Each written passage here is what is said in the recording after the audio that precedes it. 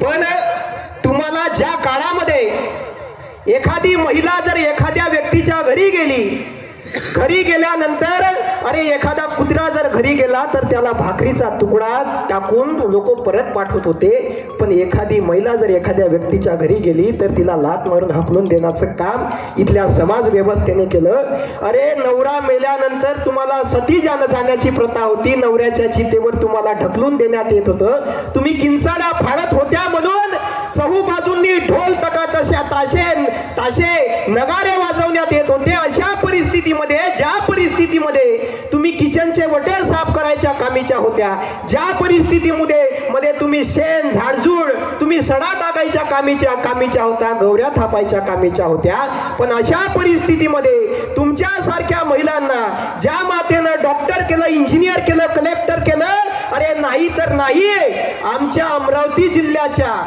प्रतिभाताई पाटील या देशाच्या पहिल्या महिला राष्ट्रपती झाल्या.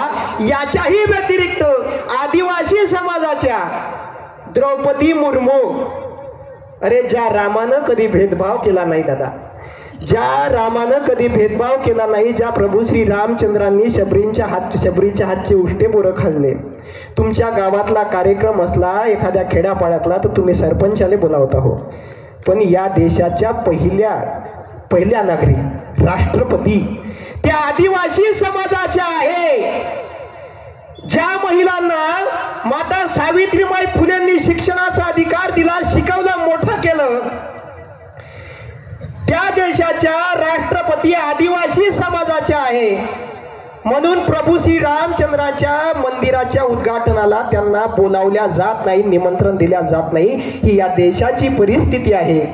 पण अशामध्येही तुम्हाला ज्या मातेनं मोठं केलं, शिकवलं आणि प्रश्न विचारण्याच्या लायक केलं, त्या सावित्रीबाई फुले आणि ज्यांनी छत्रपती शिवाजी महाराजांची, आमचे दादा कोण होते इथं मगाशी आले, त्यानं कविता म्हणली, जोरदार टाळा उद्या त्याच्यासाठी सुंदर कविता म्हणली, पण दादा पाहिजे एकटा वाचा, ते करेक्ट कर जा थोडंसं, लोकमान्य टिळक नाही, प्लीज करेक्ट दिस. कोण? राष्ट्रपिता महात्मा ज्योतिबा फुले. 1869 साली पहिली शिवजयंती रायगडावर समाधी शोधून करणारे महात्मा ज्योतिराव फुले शिवजयंतीचे जनक आहे ना. तर ज्या राष्ट्रपिता महात्मा ज्योतिबा फुलेंमुळे आज आपण हा कार्यक्रम मोठ्या उत्साहात साजरा करत आहोत, ते राष्ट्रपिता महात्मा ज्योतिबा फुले. आणि वाढवूनी जटा नेसुनी कासोटा, अभिमान मोठा करिता ती, सर्वांगा करीती विभूती लेपन, पाहती मिष्टान्न भक्षावया.